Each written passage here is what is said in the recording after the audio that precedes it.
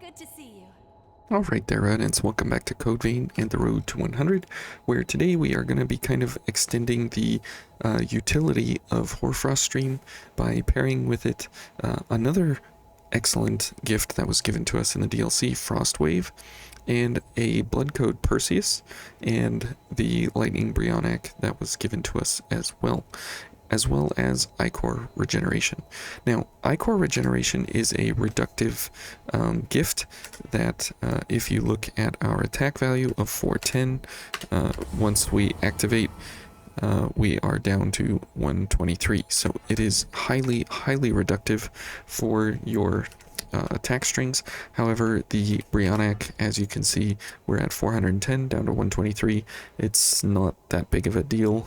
You're losing 300 damage over, hundreds of thousands of damage in the enemy, and our weapon is, at this point, how we have it built is specifically tailored towards drain rating. You'll see here, if we go for a Devour Chrome on it, then we are at normal mobility and we lose 10% of our damage from our gifts. So we are going to not take a Devour version. And we also have brought along regular Mia to help us with blood-sucking blades as well. Now, the Perseus blood code is an interesting blood code because it boasts an S+ in both mind and willpower, and it is uniquely paired with the Ivory Grace because it has both objectives of having high light and high dark value. And so we can take great use of that. But because it is a halberd, we are able to knock enemies down very quickly. Now, Thunderbolt Impact is a unique gift because it is lightning and crush, and so we are able to do some massive damage to enemies in very short succession here. And because of our gifts, we have an incredible amount of active frames where we are constantly doing damage. And because of the cooldowns of these different gifts, we have some pretty good exchanges between the two. Whoops.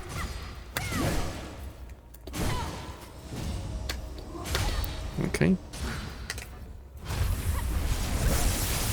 And as you can see there, we jumped over that enemy.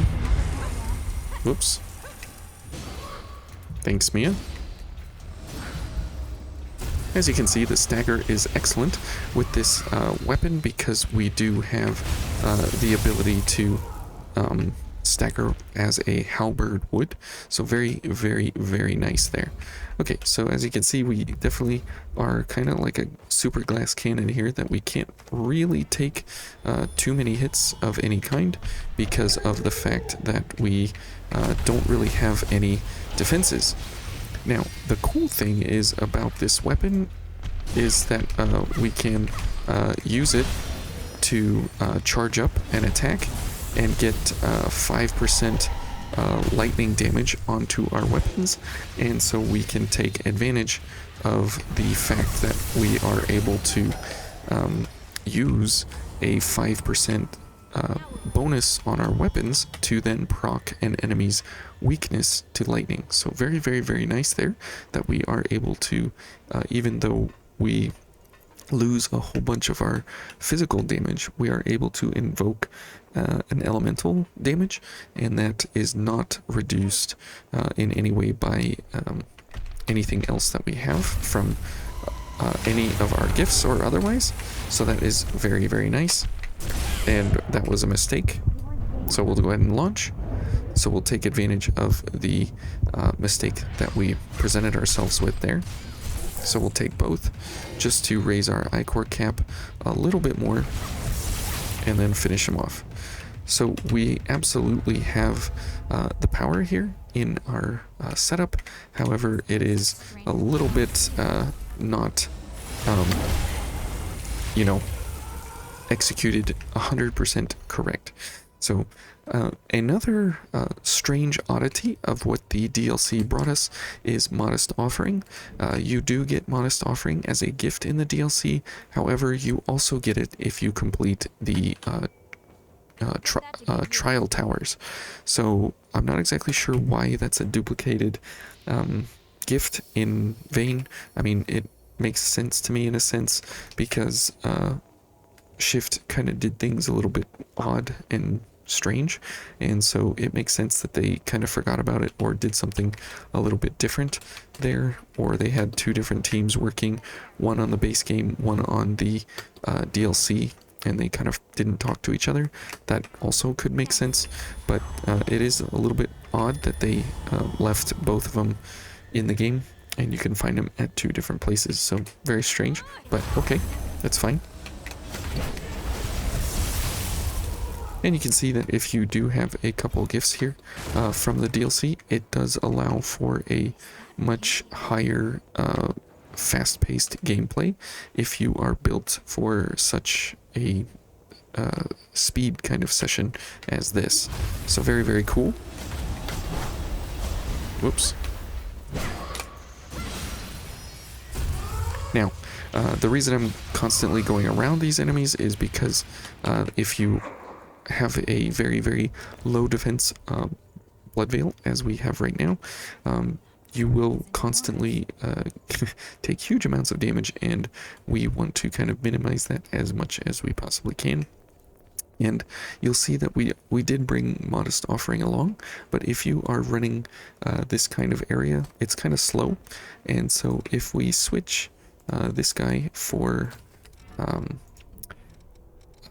Lightning Charge, you'll notice that we will go a whole lot faster. And so if you are looking to speed up the game a little bit, that is a great way to bring along, you know, more damage as well as moving faster.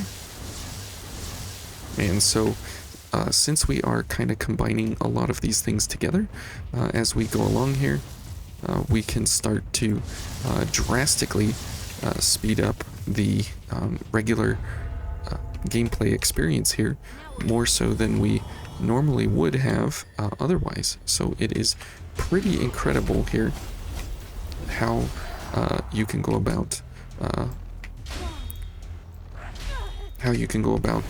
engaging with the game on a regular kind of speed dimension here, and nothing can really catch you or keep up.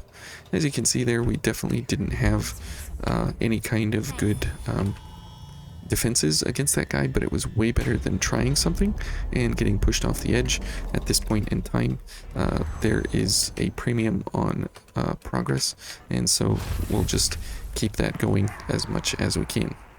Okay, so now here, we definitely want these guys to come up, and then we want to give ourselves a killing blow on the two guys to make sure that they don't get any leg up on us. So you can see that we have AoE, we have directed target, and we have single target, and we have tons and tons of ability to take enemies at a distance, near, far range, close range, anything that we need. We can absolutely take advantage of it. So very, very, very important here in how these DLC gifts gave us the different aspects of what the game has, and then it just said, let's turn it into overdrive here, and let's just destroy everything in front of us, which I love. I love that aspect of how the DLC gave us some pretty over-the-top experience multipliers here, that if you know when and where to pair certain things, everything just kind of disintegrates right in front of you. It speeds everything up. It allows you a whole bunch of new movement opportunities and different engagement factors that you never would have had access to before, which is awesome. And so even these old enemies that we've come across in the past, obviously they can be still killed in the same ways, same weaknesses and everything. It's just we can get to them either much faster, or we can have much more interesting, fun ways to deal with them. So very, very cool that way. Oh, and too bad we missed this enemy. As you can see, this hallway without DLC is a little tricky because you don't have anything that really blasts that far and pierces all enemies in front of you. So it's kind of interesting how the DLC gave us these different things. And so we are able to completely devastate and destroy everything in front of us, which is excellent, and I'm here for it. Okay. And again, you can see that, like, this enemy, same behavior, same attitude, same everything that we had before. It's just we have much more incredible ways to dispose of them and movement options. So I am all about having the diversity of the of the gifts, the codes, the abilities, the different things that make up the old game to feel fresh and new. So very, very nice, because this is the same blood veil that we had from the base game, the Ivory Grace, which everybody knows and loves. Everybody's used it several times, and there's nothing new about the blood veil. But the cool thing is that you get to pair it and use it with new things in new ways, and it makes for a really fresh new gameplay loop that you may not have had access to before. So there's a lot of things that can speed up the base game, speed up the gameplay loop, and speed up the devastation with which you wreak on your enemies. So very, very nice, very, very welcomed as well, because most of the time things don't go your way, and sometimes it can be a little bit disconcerting that you don't have really any options in front of you. So very, very nice that we can take advantage of those things and you know, kind of put your 2 cents in here and just kind of destroy everything in front of you. As you can see here, there's almost no competition with what the DLC brings back to the regular game. And when you pair these up, we are mixing light and dark here at the same time, and we are just smashing our way through. Now, when we get to the Berserker fight here, obviously he is not weak to anything, but since we're kind of showing off these DLC things here, we will go ahead and just switch to Modest Offering, so we can have Mia alive for most of the time here. Okay, and we'll take a Drain Executor there. So, okay, so same kind of fight as before. The only difference is that we will have some good gifts to use at distance here. Whoops. Okay, I totally did not do that correctly.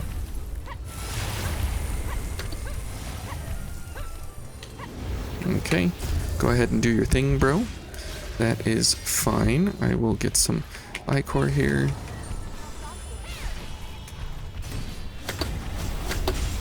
Okay, now watch. We can still launch because it is a halberd, which is really, really nice. And you can see there, we can't launch the guy because that's just how the Berserker do. Yeah, go Mia.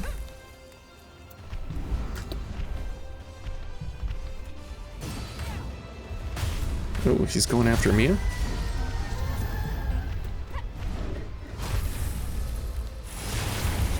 Okay, let's go ahead and heal. Good.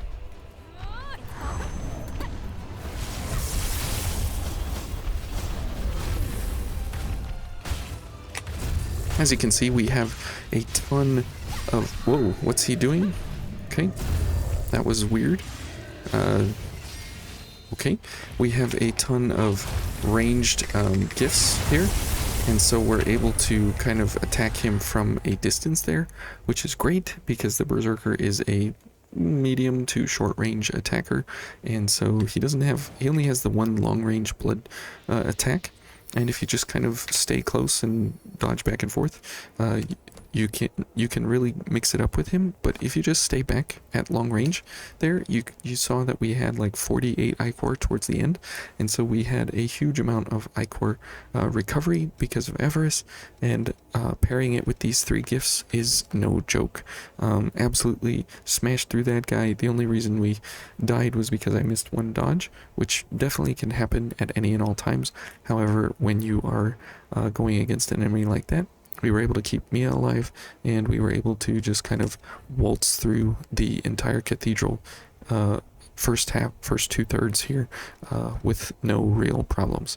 Now, if you bring this kind of build into the second invasion, you can also dominate that invasion exceptionally well, and you can do this, what we did yesterday. We can do that with the second invasion in the cathedral, and it can just absolutely destroy everything. So very, very awesome.